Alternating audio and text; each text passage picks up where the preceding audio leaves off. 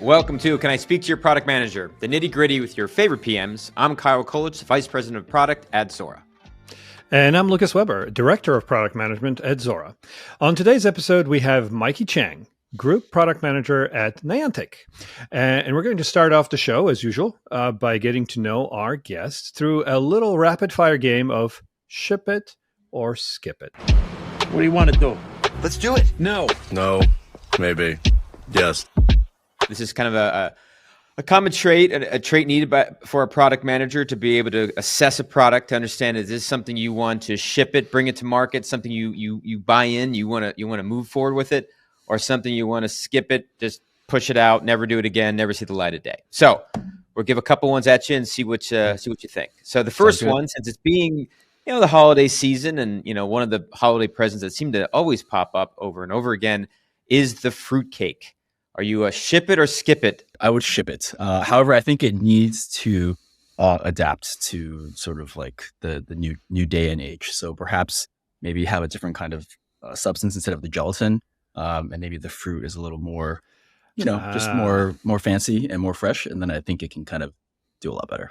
So you would take the fruitcake itself and almost make the next gen fruitcake that will be dominating the market. Perhaps V2. Yeah, or deconstructed or something else. Fruitcake. Yeah, or you ship its original and you can kind of keep it as a gag gift, which kind of is what it kind of does today. So bacon car air freshener. So this is where you're in your car, instead of the the typical evergreen or the lemon scent, that for a gift, maybe for someone who loves bacon, a bacon car air freshener. Ship it. I think people will actually love it. And again, there will also be people who will gift it as a gag gift potentially. Wow. Okay. You're just shipping everything. And another way to update it, I think it needs to sort of have some sort of like ring functionality, perhaps, maybe not let off some of the bacon scent so much, when you're not in the car, save it, maybe sometimes you want some bacon smell, sometimes you don't, right? So you've got to be able to adjust the strength of it, I see. So a way of adjusting the bacon, not to overwhelm, but to give an enticing smell. Yeah. And that would be the winner. Yes. So I was under the assumption you're going to say skip it to all of these two, but you have not. So you've actually shipped it to. So my bet is I'm 0 for 2, but I bet this one we'll test you. We're going to test you in this one. So I saw the other day. So fanny packs. What fanny packs are becoming more and more popular. I think someone like a lot of celebrities are wearing them more. But to kind of work with the demographic of certain middle-aged men is a fanny pack that looks like a hairy belly. It blends in so you can look like a hairy belly. And I've actually seen this picture. It looks pretty gross. But would you ship it or skip it?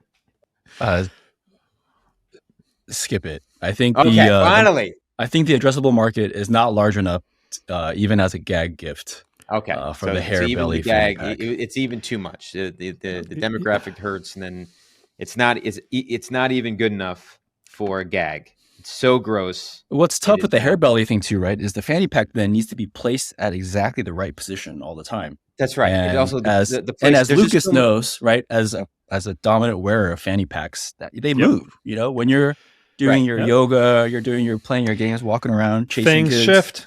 I'm going to tell you, things shift. Yep. So, you can't have it. So it's going to be weird seeing hair coming out of the side of your abdomen or your oblique, right? So it's just not look, it's not unusual for us perhaps at our age to see things in weird places, but I agree with you that, that would be a problem. So latest craze, my family is all into it. Pikmin Bloom.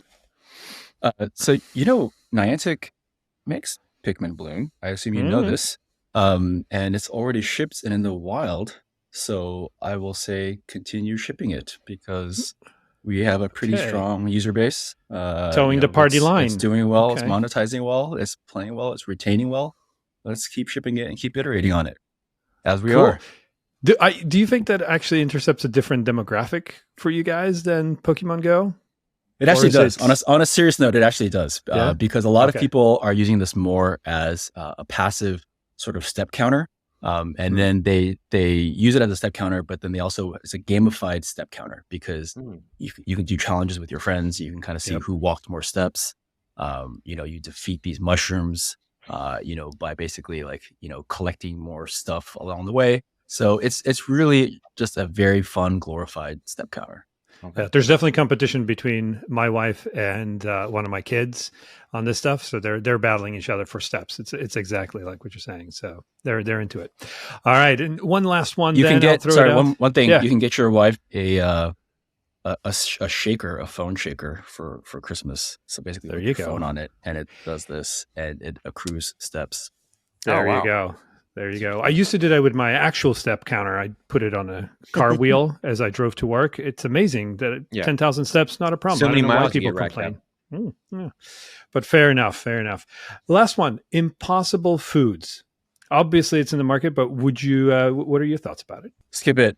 Either go all in meat or go all in veg. Vegan. Okay. Wow. Yeah. Don't do this half-half. Follow what Italy is doing, where they're banning the use of steak and salami on anything that's processed. Wow. They're not allowed to label and say something's steak or something is salami if it was cultivated. Like grown in a lab or made out of vegetable oil. They can't say it's a steak. Okay. I mean, that makes it clear, Yeah. And I think they know food, so that's always good. Yeah, but that's just an opportunity to just market new terms, right? So, steak with that. ST like fake steak, fake them. That's right. That's a new brand. And on that relieving note, let's move on to our next section: PM Power Moves. Powering up. Power move. All right, so this is where we get to the nitty gritty and really day to day stuff of the PM work that you do, and really talk about what's happening in the world of PMs. So, Mikey, again, you're leading work in Pokemon Go at Niantic.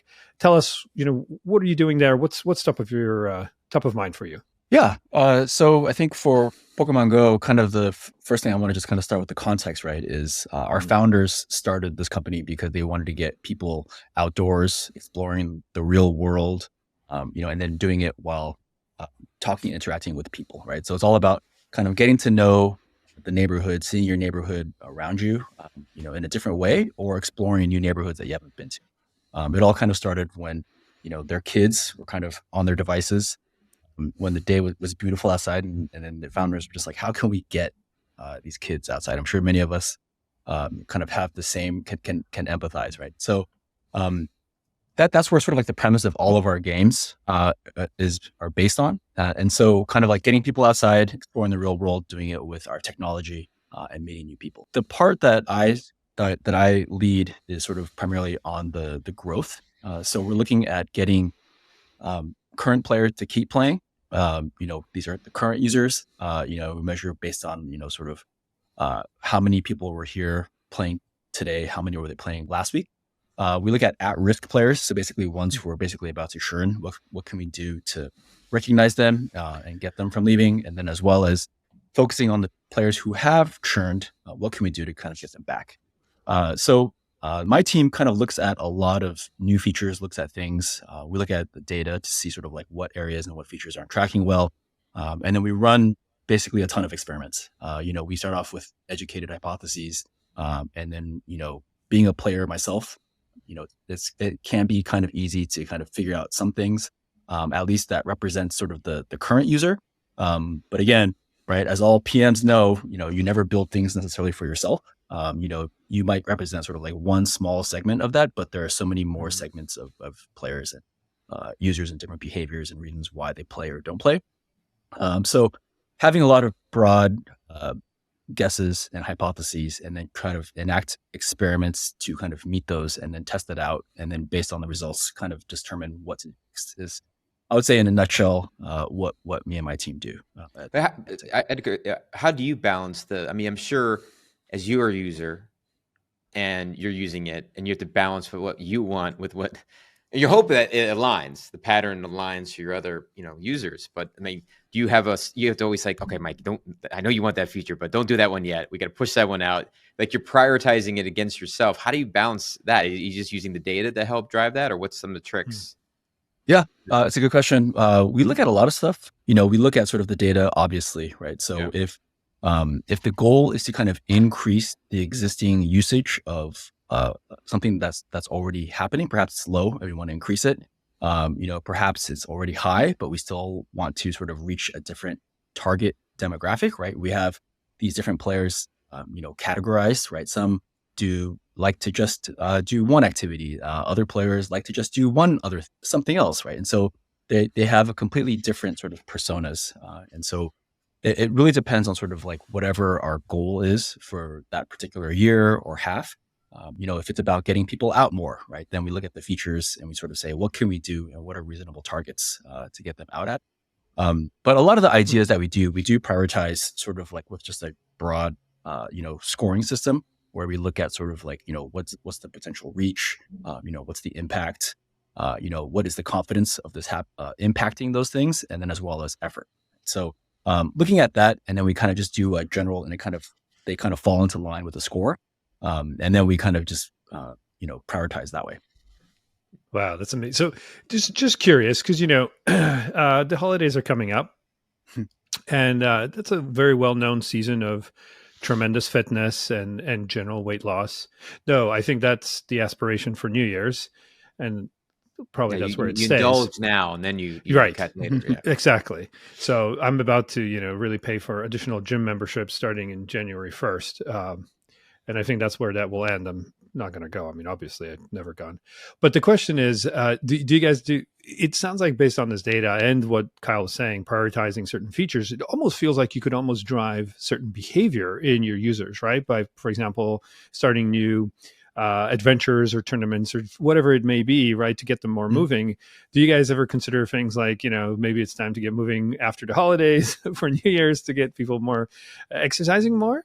Or is that? Yeah, definitely. We know how strong of an influence we are having on people's sort of walking behaviors and patterns, right? You see, for example, you use Strava, right? And so, a lot of people who use Strava, they'll draw things, right? And then they'll kind of run around the city and then kind of share. The more artistic and creative folks will draw like, a picture or something else. Hurtful message. Yeah. That's right. We're not going to talk what they draw. Dirty, that's right. But dirty it gets things. creative. Yeah. Yep. It gets very creative. And then so, it went wrong.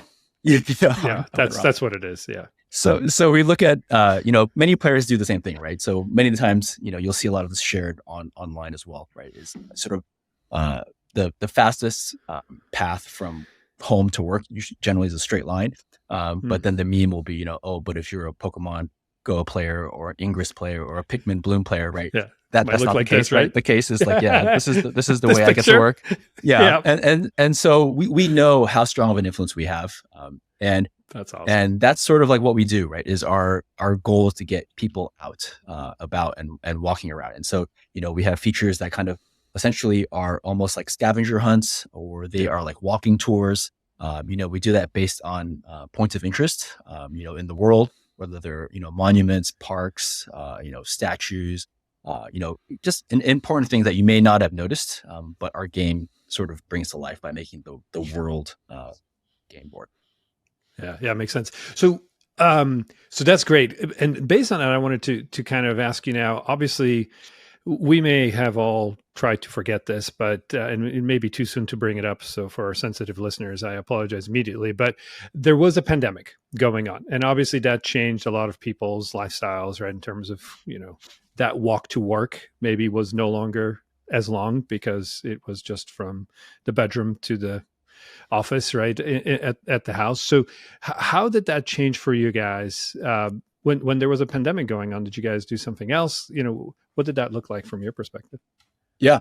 I mean, to be honest, we had an initial moment of panic, and kind of wondering, what will this do to our game? Because we are predicated on getting people outdoors, right? And this was a time where nobody knew anything. There was a brief period, thank goodness, of sheltering in place. And then then even when you were allowed to go outside, it was still like 6 feet apart kind of thing.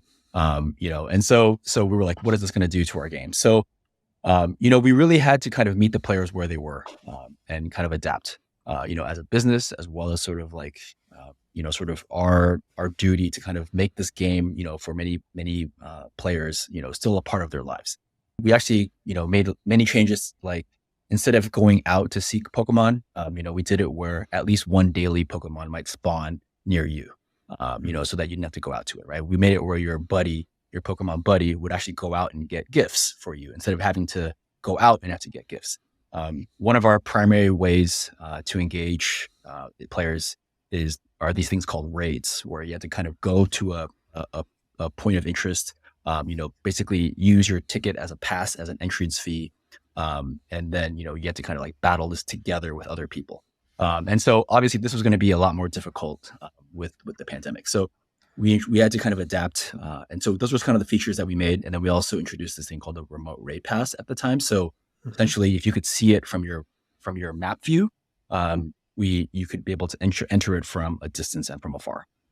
You could also be able to invite friends. And so we saw a lot of the community kind of shift online and do more. And so we still kind of had this hybrid of in-person gameplay, but we also included sort of a remote aspect to it as well. The restrictions start to alleviate.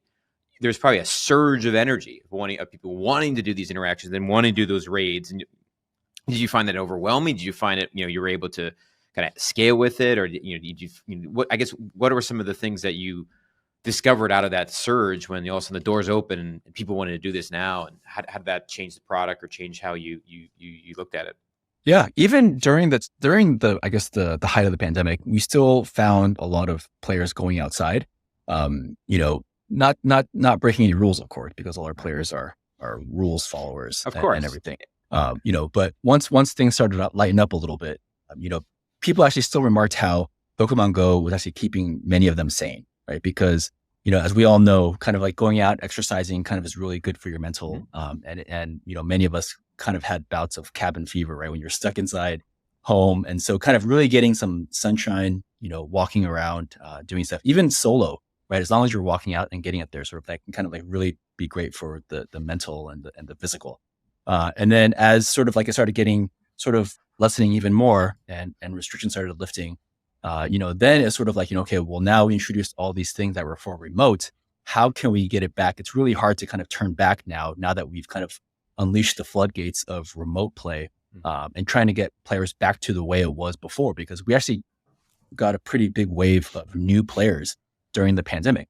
And so these players did not know what Pokemon Go was like pre-pandemic. And so they're like, oh yeah, I've always been able to raid, and catch this legendary Pokemon in Japan, right? How come now you're telling me I can't raid this legendary Pokemon in Japan and I actually have to walk 30 feet to go do it, and find other people to do it, like, and I actually have to coordinate, with 3 or 4 other people to do it and actually talk to them, right? Like, how dare you? I was so comfortable just doing this from my couch. So I feel like that was quite honestly a pretty big struggle that, we went through, and in fact are still going through.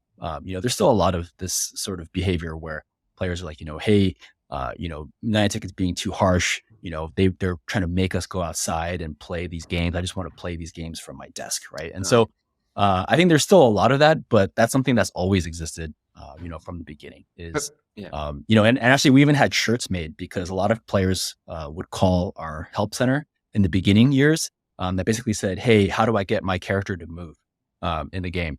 And not knowing that you actually had to move in real life in order to move your character in the game. So that's sort of like something that's always existed. But that's an interesting conundrum you're in, though, right? Because the premise, the premise was to get people to get out and to exercise. And there's plenty of games where you can sit on your couch and just do that. Where do you draw a line? Where do I chase those users? Right, where they're buying customers too, but it's not really the core value what we're trying to do. We want outdoor involvement, social interaction, but then if I'm gearing and directing to this new persona who wants to sit on the couch and play, like, is this really the right thing? I guess how did you balance the staying with the value and going with that, but also not cutting out a whole new user group that you want to monetize to? Yeah, I think that's something that we just keep in mind with any new feature or even existing feature that we have today. Is we want to ensure that the core of it is still on getting players outside and walking about and doing things, but we also want to provide them the optionality of perhaps being able to do some of the gameplay virtually, so to speak. And so we want to always kind of like make sure, even if people don't like it. It's finding that balance of being not too heavy-handed, by saying like, oh, we're your parents. We know vegetables are good for you. Just eat it, right? Right. Kind of principle. And then after the fact, we're hoping that players will say, oh yeah, hey, vegetables were good for me. Getting outside and walking, getting some of that fresh air actually was good for me. Yeah. I think not many people will appreciate that, but I think that's something that our founders in our company really, really want to stick to. And so it's something that is kind of part of every single conversation that we have. Yep. Always going back to the values, why your company was founded and driving that. And you're right. It is that balance, but at the end of the day, you really want to drive people and not new, but just getting them to, take advantage of being outside and exercising and working with people and playing with people. I mean, I think that's what makes it so special. One of the things that I wanted to get back to is that transition back out of the pandemic world, right, to the thing. When we chatted prior to chatting right now, you mentioned that you made a couple of features that really helped your users go through the pandemic, stay at home, right? But then as they transition to the outside, those features, particularly like the remote raid pass, right, started to really not be as advantageous as they used to be, because now people are back outside and it would allow things. And so you were again left with that choice of balance, of game balance, right? Like, how do you rebalance the game given the changing conditions? And so maybe could you talk us a little bit through like what is your process and how you think about changing things, right? So notably, it's much nicer if the game balance goes in the direction of the user, right? It's nice to get a discount, it's nice to get more stuff, etc. But the ultimate thing is you just get stuff for free, right? Then it's perfect. It's worse when you raise prices or you limit something, right? And so we've seen that on occasion where different services, whether it's streaming, movie behemoths, try to up the price, right? Or maybe some of the game framework providers try to raise prices or monetize certain things, right? And then just causes an upset. So how do you guys change those kinds of things about your game, given it's constantly being used by users that have obviously a history with you guys and know what to expect, may have accommodated to certain things, right? And not the easy changes, which is just give them more stuff, but the ones where you actually take things away or need to rebalance things, right? Where you kind of make it less than it used to be. Can you maybe give us an example of how you guys wrestle with that? Yeah. And even to your point of easy stuff, giving stuff for free, even that actually is not that easy for us in our game, because our game is, we can't just kind of give things. We actually have to kind of watch the game economy. Kind of if for players who have too much of one inventory item, we don't want them to kind of keep that forever. We want to make sure that they kind of use things. Otherwise, it'll lead to like stockpiling and hoarding, which means that they'll never kind of use a particular thing. So we need to kind of find economy sinks. So we can't just kind of be free flowing with all the goods, so to speak, because it kind of does devalue the primary reason why I think players play our game, which is for the content, aka the Pokemon. And so, which is why we don't also just release every single Pokemon that's available in the Pokemon universe. We kind of let out a little bit at a time and kind of like keep them at bay. But to answer your question, sort of like the things that we kind of do, one of the features that we worked on, again, because we were aware of so many impacts that even a small feature may have, as well as how it may be perceived, is all through just experimentation. One of the things that we did is, we know that players were kind of hesitant to get outside. And then when they were outside, we had a countdown timer, for example, for these raids as people gather. And so a lot of players were complaining, saying, hey, we already have the requisite number of players here. Let's go. Right? Why? Let's just go. Why are we still waiting? This is stupid, right? I don't want to be exposed to, this guy's germs, any longer than I have to be. Let's just kind of get in and get out. And then being a player myself, right? I've experienced this frustration right? You see it on the, you see it on all the message boards, and then you also kind of see complaints about it. And so an idea that we had that we wanted to test was sort of this ability to like ready up, so to speak, right? So once everyone is in this raid, and you see how many people are there, if there's enough, everyone can kind of press this button saying, I'm ready. And then if everyone has readied up, then we kind of just go ahead and just start the process without any waiting. It sounds like a no-brainer, but there are a lot of things that we still need to kind of keep in mind, especially when we want to be aligned with our principles, right? Because some people can kind of just go out, ready up and then just like leave. And it kind of gets away from the social aspect. We still want people to kind of meet, right? We're not trying to force them to, get married or become best friends, right? But at least acknowledge, hey, here's another human being, hi, we're all playing Pokemon Go together, cool, and then, leave, right? But at least that's a little better than just kind of, just hitting a ready and then leaving. Being able to ready up, perhaps that kind of actually discourages making new friends, right? Because people might know, hey, it only takes 3 people to defeat this raid boss, right? So as soon as we just do, hey, I'm just going to create 2 more accounts and I'm going to just, ready up and then I'm going to just leave.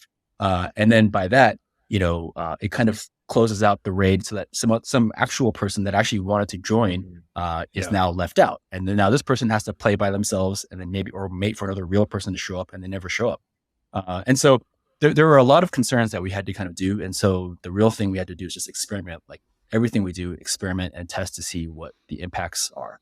So we have this hypothesis that will improve the game from sort of, usage, from a revenue standpoint, and from a retention standpoint, but we don't know. So the only way to do that is through testing, right? So the kind of the key things that we look at are the things I just said, right? So retention, we look at sort of like, what does it do to overall, day 1, day 7, day 30 retention for the player? What does it do to the revenue? We assume that it'll increase because if you can ready up, that means you would probably do more raids. And these raid passes cost money.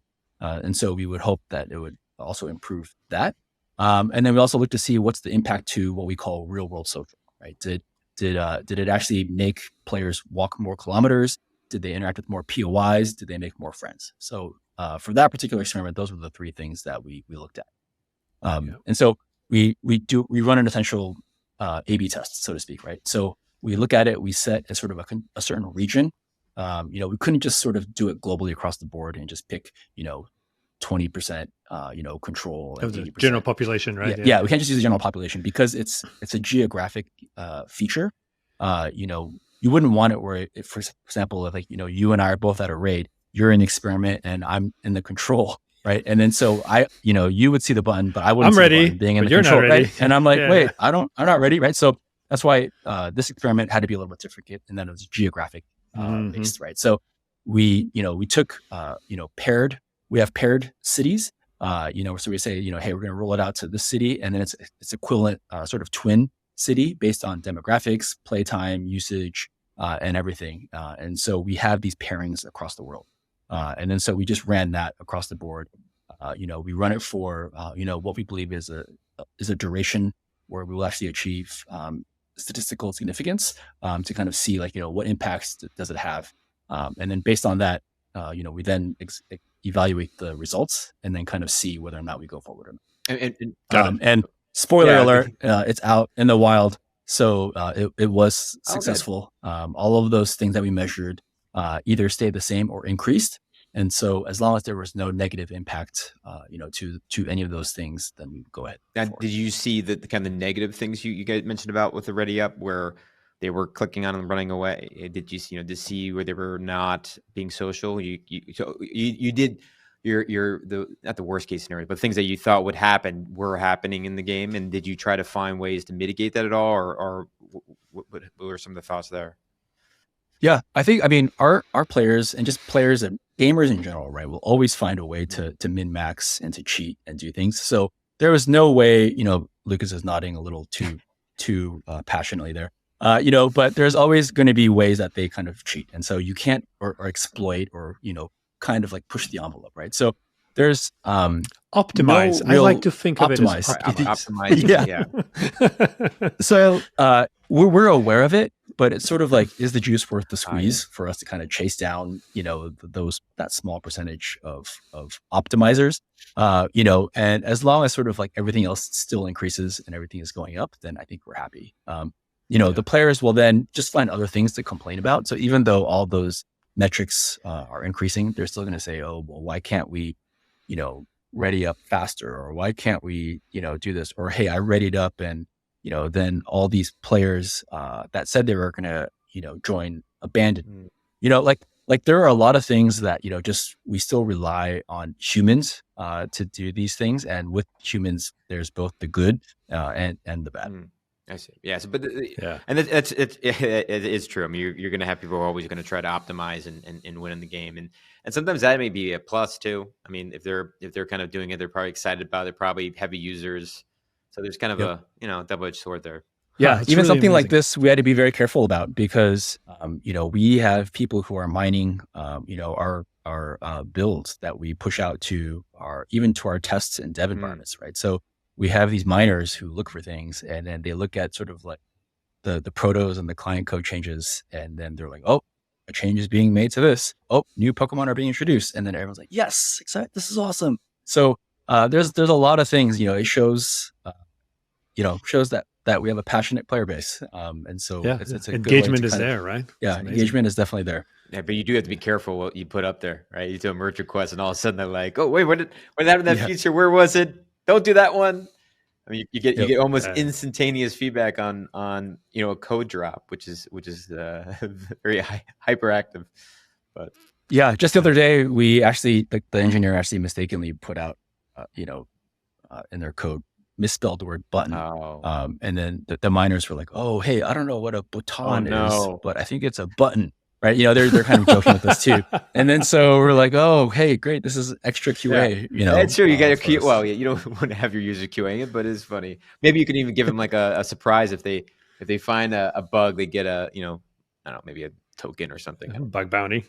Yeah. So the amazing thing, I think that's the takeaway that I think we don't realize, particularly, Kyle and I are obviously B2B, right? And so the number of customers we deal with and their user base is relatively small. And surprisingly, business entities don't go viral. They generally don't post on message boards or tweet, their findings, although sometimes they do, but not as en masse as you might have. But we have to realize that obviously this game is extremely popular. It is played worldwide by many people of different age groups, right? I mean, you're talking about adults like myself, and obviously my children are playing this, right? And my children are online, and I'm not sure how much they're reined in terms of their commentary and diplomatic and constructive feedback, right? So you just have to obviously be very careful with what you do, but at the same time,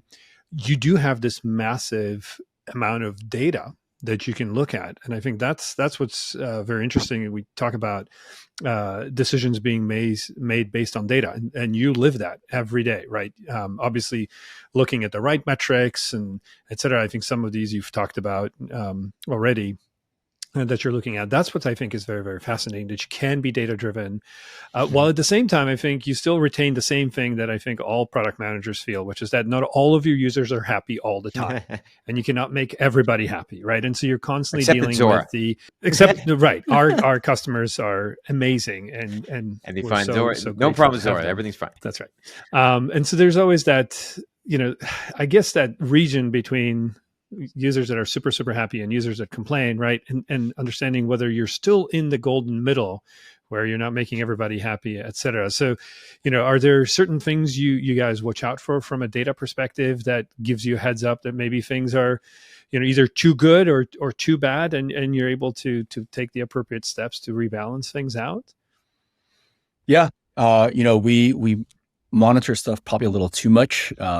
It's almost like they say when you watch us, when you buy a stock, you shouldn't actually be watching it like every single minute, but we actually do watch things every single day to see if it's like going up or going down, and it kind of can drive us crazy, right? But I think as product people, that's what you kind of have to do. And I think the important thing is kind of like view that data all in like context, right? So if you're looking at sort of like your DAU and maybe you're like, oh my gosh, it decreased based on the prior week, right? Well, then, how did it do, the previous year and the year against that, right? What were the factors that were in play? What kind of content, right? So because we're a live game that is based on what is currently sort of in the rotation of Pokemon, right? So we have these things called seasons and, different times of like, if it's a water season or a fire season, right? And Pokemon have different types, right? Whether they're fire, water, electric kind of things. So, perhaps players just don't like fire Pokemon, but they really like water Pokemon, right? And so like, there's so many different things that we kind of look at. So, we kind of have to kind of like keep track and we see sort of like, okay, well, of the players potentially, right? We segment them into like different cohorts, right? I've kind of mentioned the different segments and cohorts before of the personas. Some people just like to walk. And then some people just like to battle. Some people just like to visit, POIs. But one thing we kind of look at is sort of like, because the game is essentially a catch all of them game. We look at sort of like their, it's called Pokedex, right? Which is like, what is the inventory of all the Pokemon that are available in the world versus what each person has caught. So one key thing that we look at is actually sort of like, what percentage of Pokedex entries do players have filled? We look at sort of like what Pokemon are they getting rid of? What are they keeping? And we kind of look at that. So, if players are, for example, filling their dexes pretty highly, and then, or they're not doing that, then we know there's certain adjustments to be made, right? If the lower level users have not done anything, but we've seen them kind of play for a long time, that kind of gives us a hint that, perhaps the game's too difficult.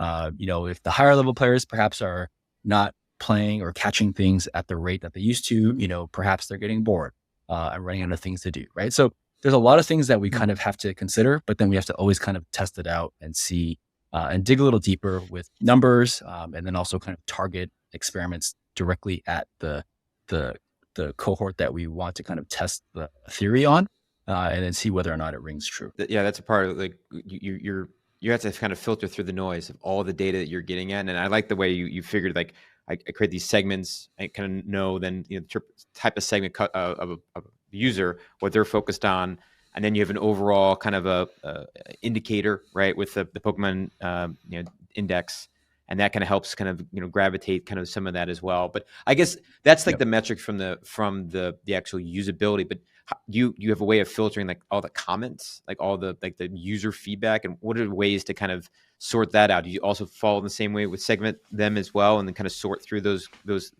particular user comments, or what's the best way to filter all that data?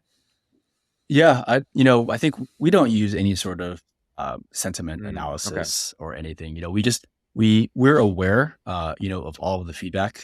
We look at all of the feedback, but kind of similar to like Yelp, for example, right? You're going to get your most passionate people who will either love it or hate it posting about it. And usually it's the hate it's, that post it. And so it's great to kind of see that. But I think the sort of trap that we always want to be wary not to fall into is, right, just kind of like jumping right at the loudest, most passionate, users, right? They give that feedback. And so you go, okay, sure, let's see how many, real users actually are doing this, right? Let's look at the data and let's see, hey, is this sort of like a small segment? Is it just this one particular person? Is it a small cohort?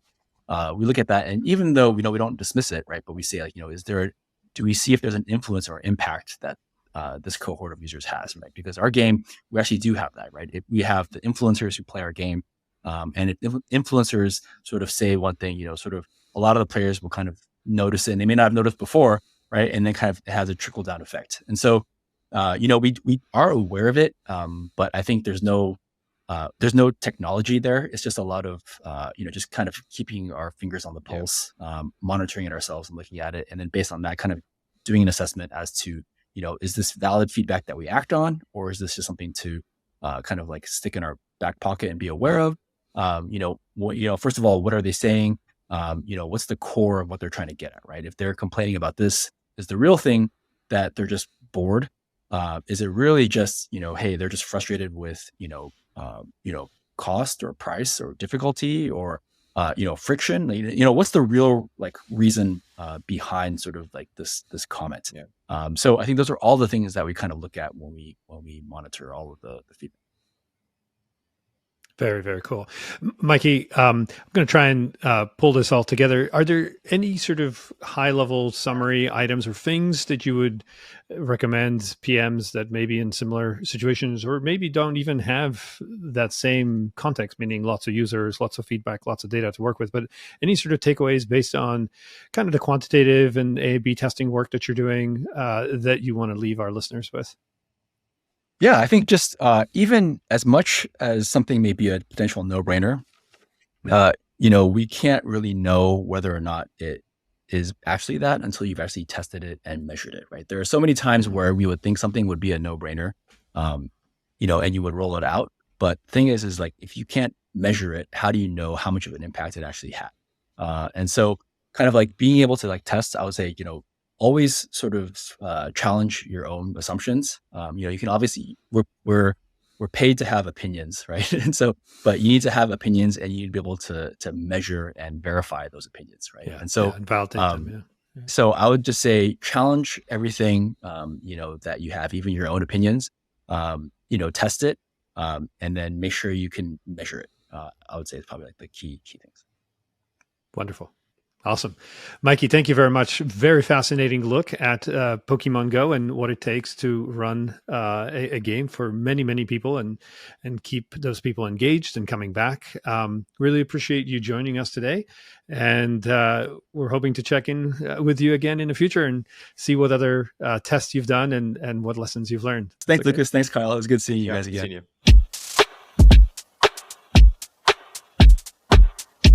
Yeah, it was a great conversation. It's good to see Mikey again. I like the story on the Ready Up, the new feature he had with Ready Up, and how he was, figuring out how that feature would work with the users, and if they were going to abuse it or they're not going to use it. And then he pulled back and said, well, at the end of the day, we focus on kind of things to measure like retention, revenue, real world social impact, that he can then see if it was successful. And that's why he came back when I don't think we even asked him. He said, yeah, it was a success.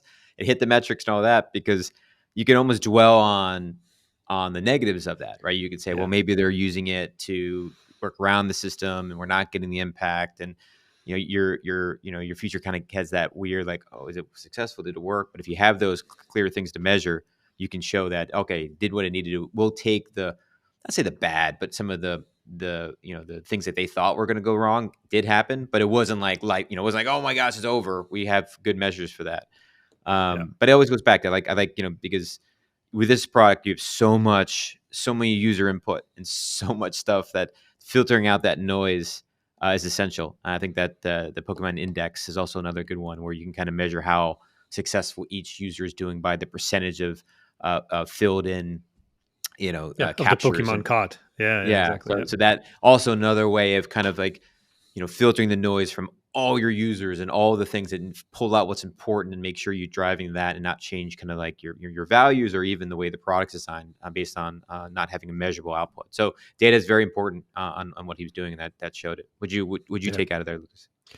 Oh yeah, I mean, lots of things. Again, just from a context perspective, the thing that obviously is very, very different from my world, right, is just the number of users and the amount of feedback that Mikey's getting, right, and the fact that he can be data driven, right, from our side.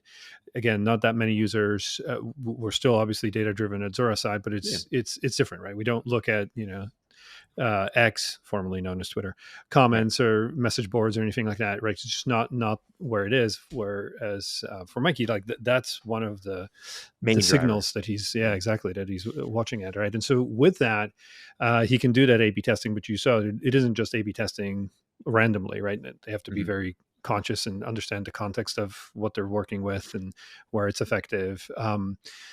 And of course, I have a sneaky suspicion that because the game has been around for so long, they've found that balance where they're able to tweak certain things small that isn't big swings, right? Because big swings can upset the user base, et cetera. So these are all things that are incrementally pushing things in one way or the other. And they can then, as he said, test it out for a while, see what the results are, right? And then tweak it some more and balance it such that it has the intended effect and minimize the negative consequences, right? So that's really fascinating to be able to work in a world with that much data to work with.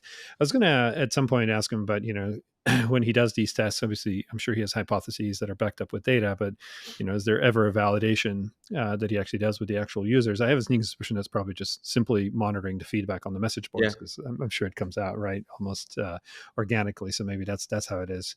Because sometimes you'll make a theory and a hypothesis and you test it and you get the data back, right? And we all have the bias of hoping the data supports what we were hoping to see, right? But the question is it truly reflective of what the user experience is always an interesting way to sort of trust but verify what's going on there. But in any case, very, very useful conversation and really fascinating look at a massive business to consumer business model, right? That's driving users to exercise after all, but also have fun by playing a game. Fascinating look at that world from Mikey Chang. And that's it for our episode today. So thank you so much for joining us, and hope you hit the subscribe button, and we'll see you on the next episode.